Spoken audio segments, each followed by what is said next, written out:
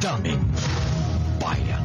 Ayan, Edniel, balikan natin si Edniel mula sa compound ng Pamilya Diskaya dyan sa Pasig. Edniel. Lakay, hindi ko nababasa ng RHTV yung ating abiso. Nandito na yung grupong akbayan at papalapit na nagmamarcha na dito sa compound ng St. Gerard Construction Corporation dito sa bahagi ng F. Manalo Street. Marami ba ito, Edniel? Ito sa aking video. Lakay at Sister L. Itong grupo. Itong grupo ng akbayan nagagawa na institution rally at mga kanilang bandera at itong kanilang chance na papanagutin yung mga kurakot o korupsyon na nangyayari dito sa flood control mess ng Pilipinas. Mula doon sa kabilang bahagi ng Panalo ay nagmarcha sila patungo rito sa tapat ng St. Gerard Construction Corporation. Saan ito kanilang mga gamit at mga drums lakay kompleto sa props at mga banderas. Edniel, marami ba yan? Mga ilan sila? Mga ilan to, Edniel? Marami ito, Lakay at Israel. Pero kung tansya natin, mas marami ito. Ito doon sa kahapon na nagpunta rito.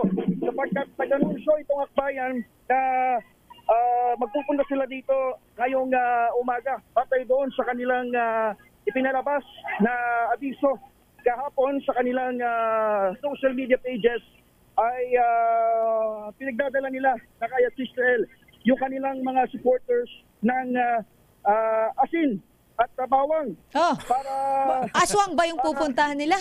Asin at bawang? Bakit? Ginawang aswang yung... Parang gano'n na nga Lakay. Medyo gumiri lang ako dahil maingay doon. Pinagdala nila ng asin at bawang yung kanilang mga taga-suporta. At mamaya malalaman natin kung anong gagawin dito sapagkat pinangangambahan naman na baka ipatuloy nila itong mga ito. Gaya nung nangyari kahapon dito sa unang grupo. Ano yan? Pambarang? Laban sa barang?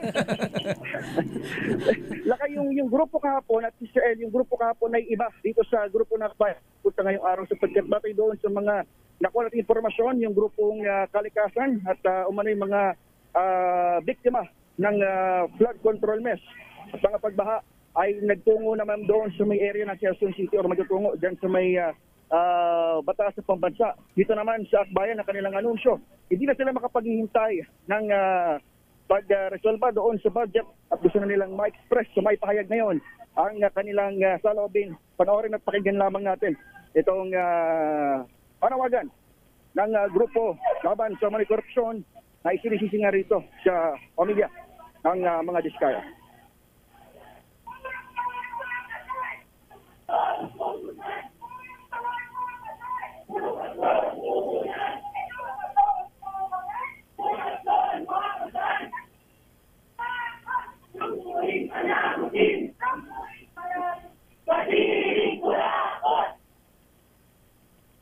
Yun ang kanilang panawagan Lakay, ang papanagutin ang mga sangkot sa korupsyon. At kung makikita niyo sa ating RHS Television ay nagtungo na sila dito sa parehong gate na pinagbabato ng putik at binungisan. Babagitan ng vandalismo ng unang grupo nagprotesta rito sa St. Gerard Construction Corporation, Country po na F. Manalo, dito sa may lungsod ng Pasig.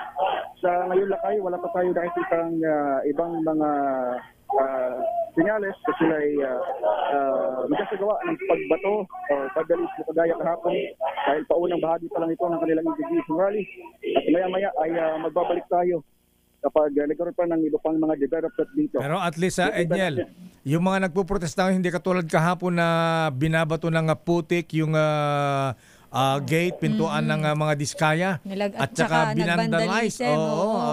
Nagpintura ng magnanakaw, korap.